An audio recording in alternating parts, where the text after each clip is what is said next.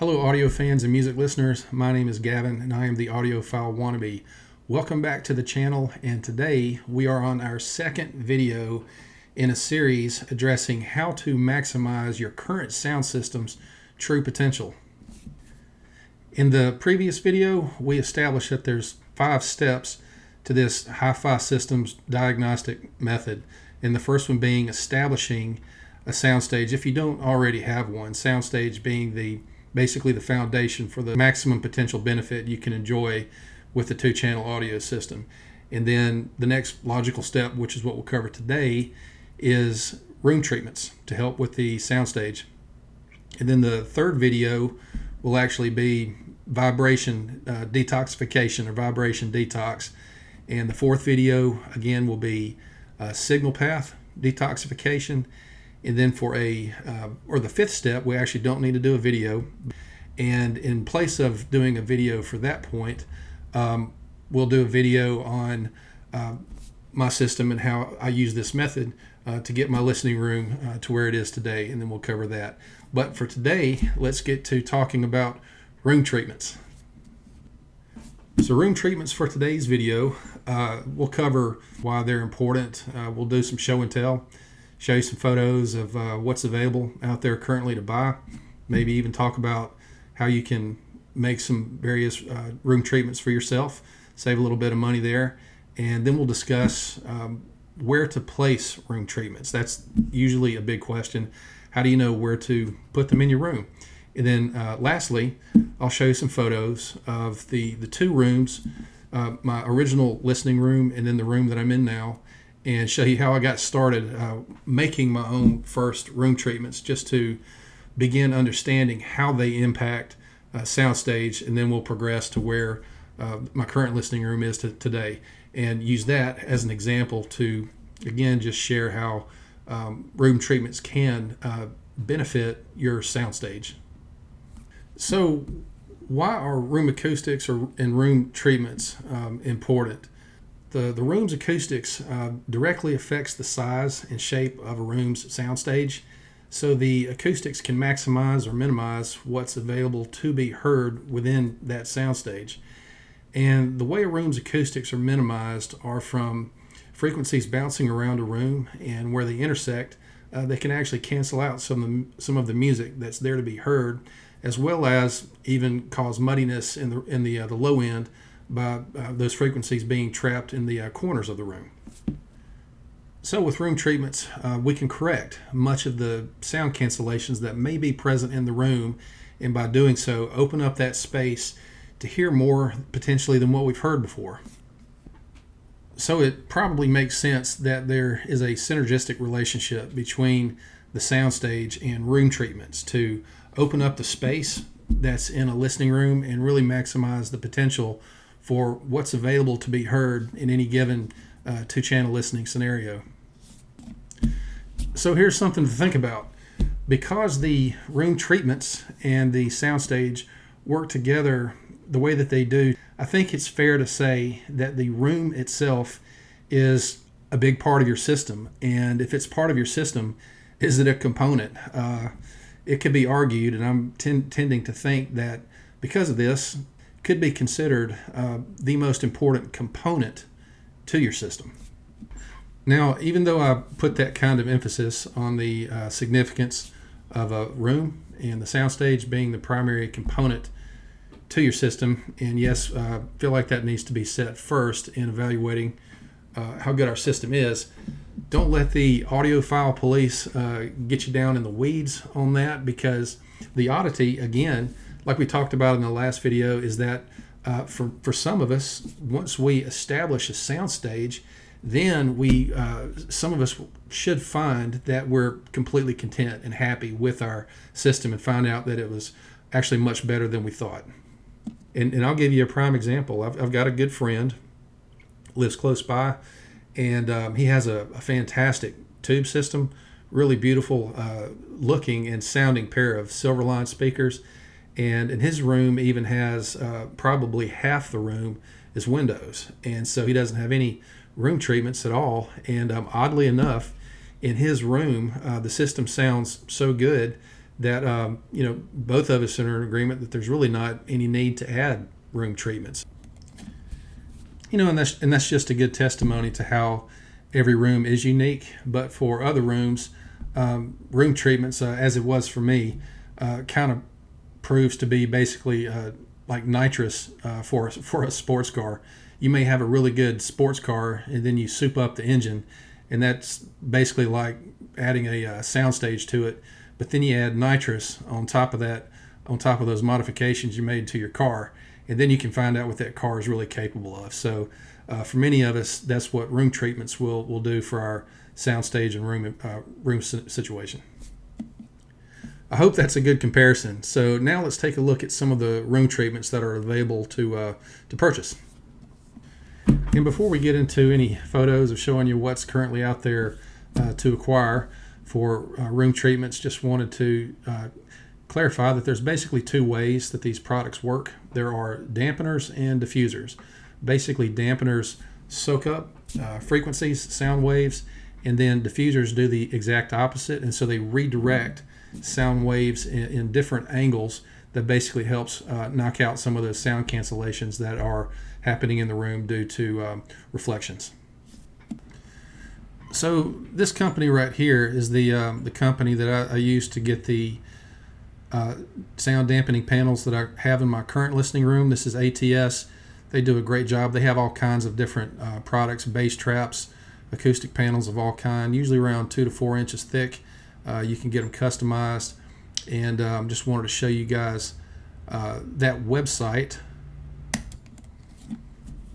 And this is a photo of what some of their acoustic panels look like from their website. Later on at the end of the video, I'll show you what some of them look like in photos of the panels that I have in my room, so you'll get to see those. And here is a screenshot from their website of some of their bass traps. Big triangular behemoths, some of them are. And another company you can check out is GIK. Not sure about ATS, I'm sure they do. Haven't checked, but I think GIK, both of those companies can even help you doing studies in your room to understand exactly what to put and where.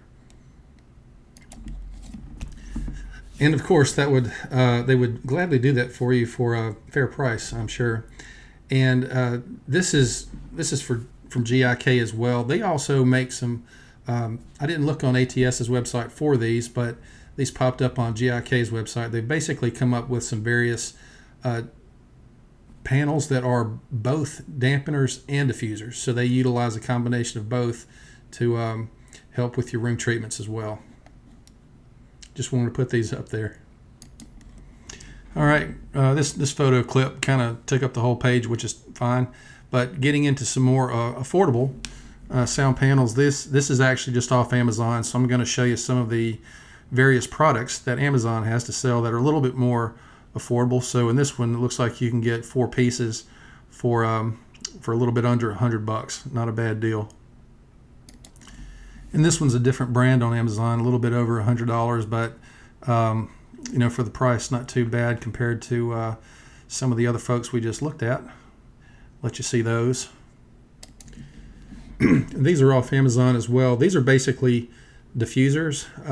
On the left, you have some of these little sound squares, little panels that are less than 20 inches square, and then there's some wooden slats in the middle and some of the other little plastic panels as well. So you can get a number of those for not too much money, and should do a good job as well as far as diffusion. Some more nice diffusion panels off of Amazon. You can take a look at those. Those actually look really nice, by the way. You may not even need sound dampening in a room, but maybe want to put those up just because they look really cool. More options still off of Amazon. These are some foam dampening panels, absorption panels. I'll let you take a look at those. Some of these have peel and stick backs. I don't know if these do, but these are some very low cost options. And a couple more options off of Amazon. The one on the right also is a one of those hybrids that does dampening and diffusion. So good to see that they've got some of those products available now. Okay, I'm looking through my vault of photos. I'm trying to find the pictures I had of my old listening room so I can show you what I made, utilized in there. Just one second. Okay, so here we go. Got a photo of the original listening room, and as you can see, there's some goofy looking colored panels all across the wall. So this was an interesting experiment for me. Basically, I went to the flea market, then went to get some picture frames, then went down to Walmart, got some foam bed toppers, cut those up, got some 3M spray adhesive, secured them to the picture frames, and over time I would basically place 2 or 3 in strategic points across the room to begin trying to understand how the dampening process impacted and affected the soundstage. And it was amazing. So the first 2 that I put up in this room, you can't really see them, but they would be basically in between the listening position and the speakers on the left and right sides of the wall. So just to the left of the left speaker that you see there, on this side of the curtain, there was one basically that I had placed about a foot and a half above the ground that was a little bit taller than the speaker there, and then did the same thing on the right side. The change in the soundstage from adding just those 2 panels, those were the first ones that I put up. It was an amazing experience. The first thing that happened that I noticed was the width of the soundstage exceeded what seemed to be the bounds of the walls. For example, if you haven't heard the song "Chocolate Chip Trip" by Tool, you're talking about a song that can test the size of your soundstage. That's a really good one. There's a funky little some bells or something that at the very beginning of the song. I don't know what it is, but some kind of sound effect like a percussion bell or something, and then a tom roll that comes in after that. And the tom roll can go all the way across the room, right to the left, and that tom roll basically sounded like it was going well beyond the bounds of the wall. So that was a very neat experience. And then as I would continue to add panels, 2 at a time, symmetrically somewhere in the room, there would be some kind of a benefit with the space in the room opening up. For example, the ones that you see on the left and the right in the back, once I put those up, the soundstage the soundstage rose in the room, and it was an amazing experience how the height really changed. And then with that one in the top middle, once I put that one up, the vocals really began to pop in a way that I did not expect. So very neat project. Was not very expensive again overall, but the point here is that you've got some options to try something like this if you would like to. And another neat story with these is that I wound up giving some of these to a friend of mine who was working on his own soundstage, and his wife happened to have some fabric that matched the color scheme in the room. So she got on those panels, put some fabric on them, made them very nice and very aesthetically pleasing in his listening space. So again, showing you this photo is just to give you an idea of maybe something that you can make. Okay, so now I'm going to show you some pictures from my current listening room and try to explain how the adding the dampening really impacted the listening experience in this room.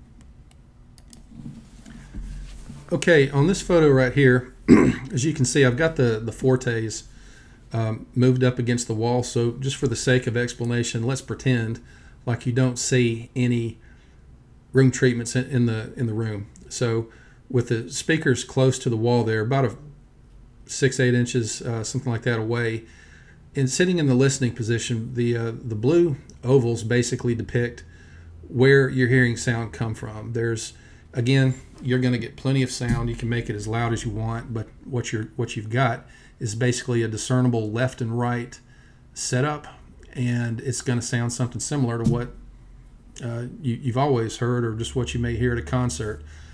And then once you move the speakers out, before you even do any room treatments, let me try to explain this. Once I pulled the speakers out and established a sound stage, suddenly you can see went from 2 blue ovals to 1 big one going across the room. And the yellow circle basically depicts about where I would say that the vocal and the sweet spot was in the middle of the room.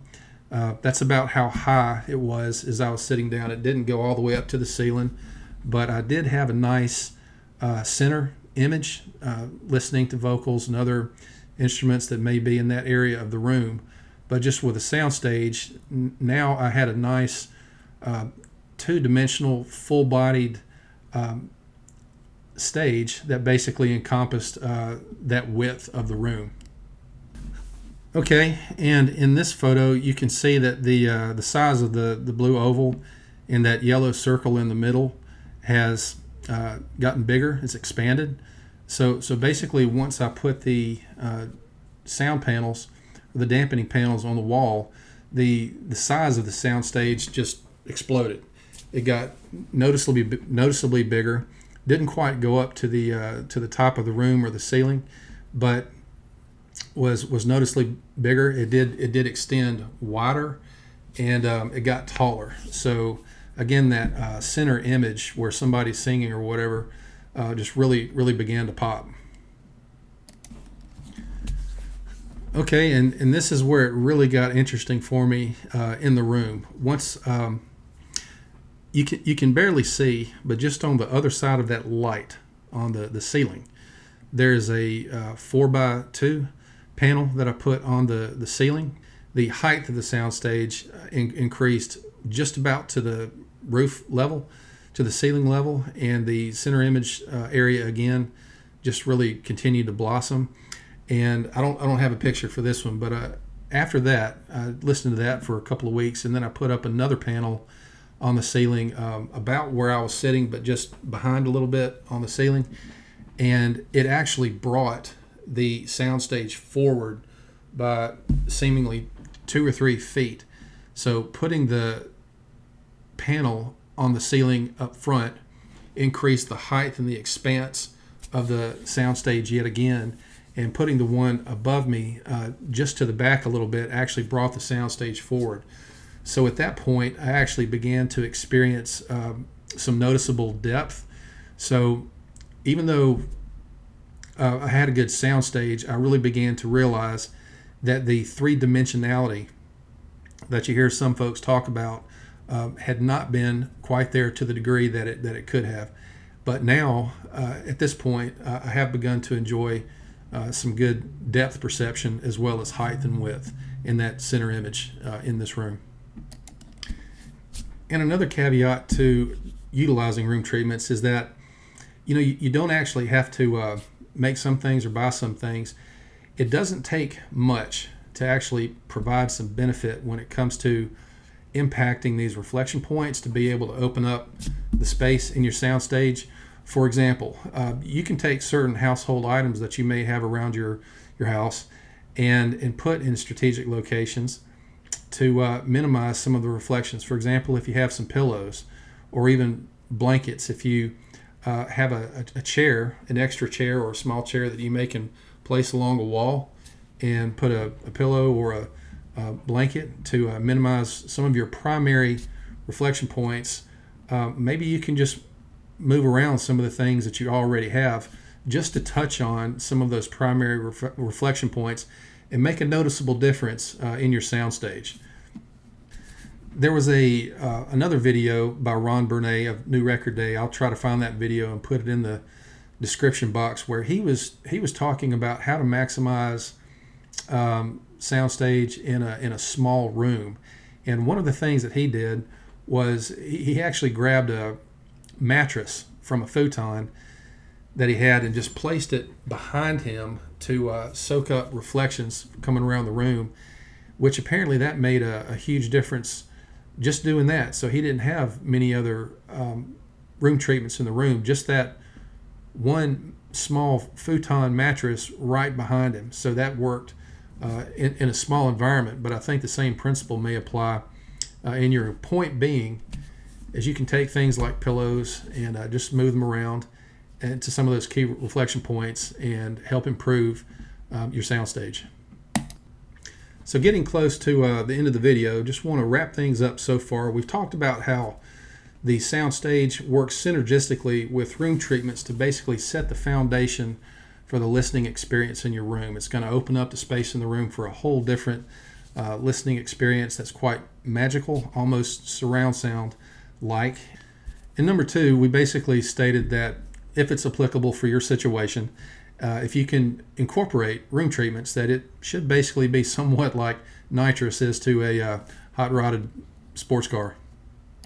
And then thirdly, we looked at some various room treatment options that are available. There's all different kinds of products online.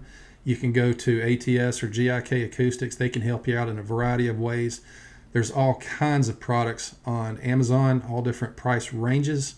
So you can just punch in acoustic panels and find all kinds of goodies to look at. Or maybe you can go the inexpensive, cheap route, which is what I did, and try to come up with ways to experiment with making your own dampening panels. And we also talked about how there are two types of room treatments. There's diffusers and dampening panels. So let's talk about that again just for one quick second. How to know which one to use. That's actually a hard call, and that's something that's going to be personal preference, to be honest with you. However, you can over dampen a room. It's where it basically takes the life out of a room. Sometimes you may see a room that has a lot of dampening panels, or it may be all diffusion. Some rooms tend to have a lot of wooden slats or columns, different wooden panels that act as diffusers, and that may encompass an entire room as well. So really it comes down to personal preference when it comes trying to figure out which one to go with.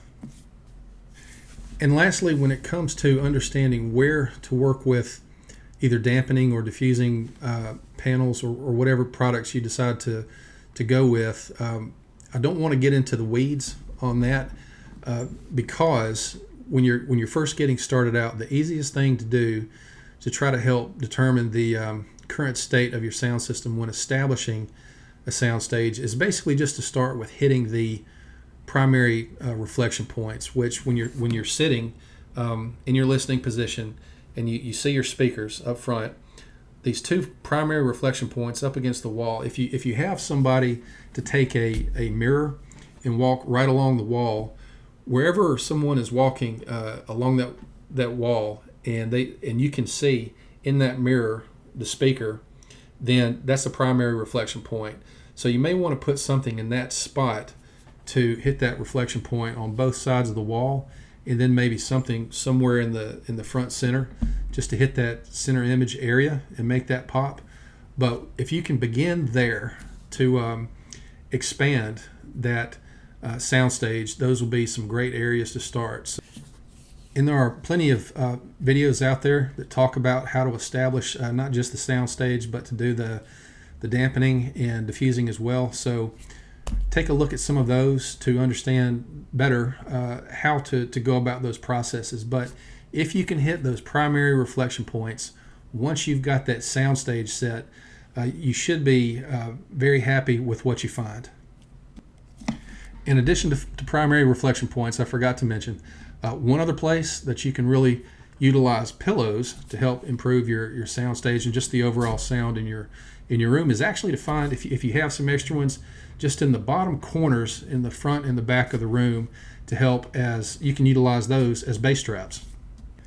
So if you've gotten this far and you've gone through these two videos so far and can apply these techniques to or implement these techniques into your system, you're well on your way to finding out how good your system can be and unlock the true potential of your current sound system. So thank you again so much for watching. Really appreciate it. If you've enjoyed the content, please hit that like button and subscribe to the channel, as that will help the channel grow. And we'll look forward to seeing you on the next video. Take care.